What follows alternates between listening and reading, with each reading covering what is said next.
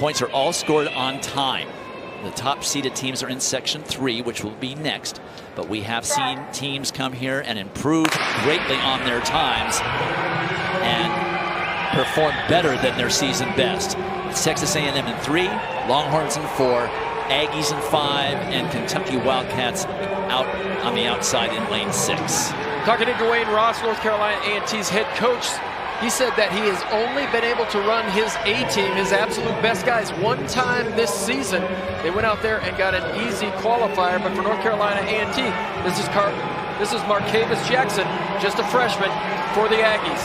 But for Kentucky, this is Jacob Smith in the lead for the Wildcats, and for Texas, Willington Wright. A&T trailing at this point. They will hand off last, and it is Marcavis Jackson who's really having a tough time there. He put them into a pretty big deficit. For A&T, that's Daniel Stokes, who was 4th in the 200 not that long ago. But up front for Kentucky, Lance Lang, who was 5th in the 200. For Texas, Jonathan Jones, who was 2nd in the 800. That was huge for Texas. They scored 13 in the 800. And Omajua Atewe, the freshman from Texas A&M, they are currently 3rd. And I just can't say enough about Lance Lang. You love a sprinter who's willing to move up and run this 400-meter leg in the 4x4. He's a great 60-meter guy, good 100 outdoors, and a 200-meter guy. I love the fact that he's doing what the team asked him to do. I mean, Randolph Robb is a great 400-meter runner, but he is going to have a huge deficit to make up. For North Carolina A&T, that's Elijah Young on leg number 3.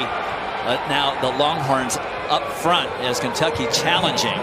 For Kentucky, this is not Dwight St. Hilaire. That's who is supposed to be running. He's going to anchor, I suspect, as I do not see him down there, so he is not running. For Texas, this is John Maz, and they are out in front. If they finish ahead of North Carolina A&T, they win the team title for Coach Ed Floreal in just his 3rd year at Texas. And for A&M, this is Brandon Miller, the 800-meter champion.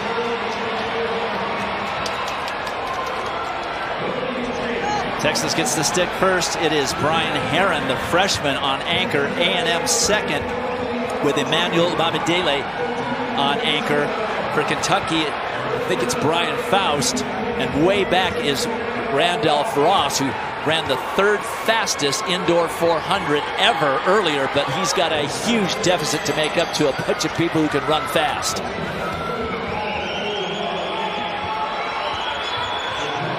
Texas is looks like they're going to win this section, even though A&M may have something to say about it.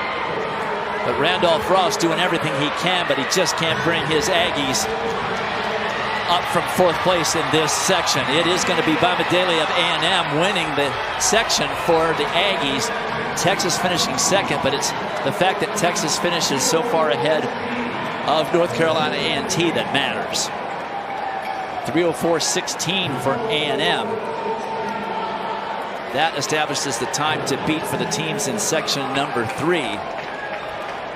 But the Longhorns on the side of the track are celebrating already. They know they've clinched the team title.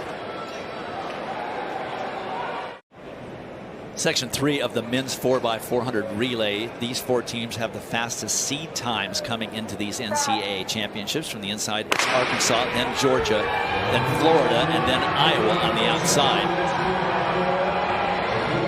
And on the outside, Iowa, Chadrick Richards got off to a very slow start for the Hawkeyes, who on paper have the 2nd fastest time in the nation coming in. There is Matthew Bowling of Georgia, a 3rd in the long jump, a 6th in the 60, and a DQ in the 200 has been his journey here to Birmingham, and it shows. Well, the Georgia Bulldogs, they won the SEC title for the very first time in the 4x4. Elijah Godwin got a little bit of redemption after not qualifying for the 400 at those championships. Same thing happened to him here as well. He doesn't qualify for the finals. But this is Ryan Willie from Florida out front. Ja'Cory Patterson started them out. He was 5th in the 400. Ryan Willie was 4th in the 400. was 45.9 for Jagori Patterson and 46.4 for Matthew Bowling on their opening legs. Arkansas back in third. This is James Benson Jr. running for them. And for Iowa, Wayne Lawrence Jr., who was 7th in the 400. Getting ready to make the second exchange. Florida will hand off to Jacob Miley. And Georgia to Bryce McCray, the freshman. Arkansas brings Connor Washington, also a freshman. And had he not won the heptathlon earlier, that's Aiden Owens' spot. Aiden Owens would usually run that third position for Arkansas, as he did when they broke the school record earlier this season. So Florida with a comfortable lead right now as they'll come around and hand off to the anchors. Florida will anchor Anthony Brody. Georgia, Elijah Godwin. Now Arkansas goes into second. They will hand off to Brandon Battle.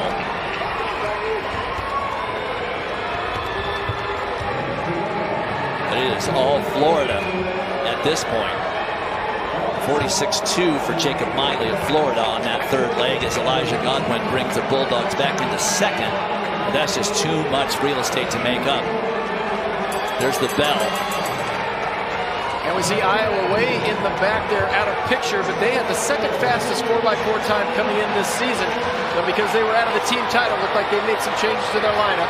Time to beat from section 2 is 3:04.16, and I might have spoken too soon, as Elijah Godwin is going to win it for the Bulldogs because Florida's Anthony Brody just tied up badly with 100 meters remaining, but 3:05.41 is not going to get it done. The champion is going to be Texas A&M with their 3:04.16 from section 2. Texas will be second. 8 points for the Longhorns in the 4x4 with their 3:04.55.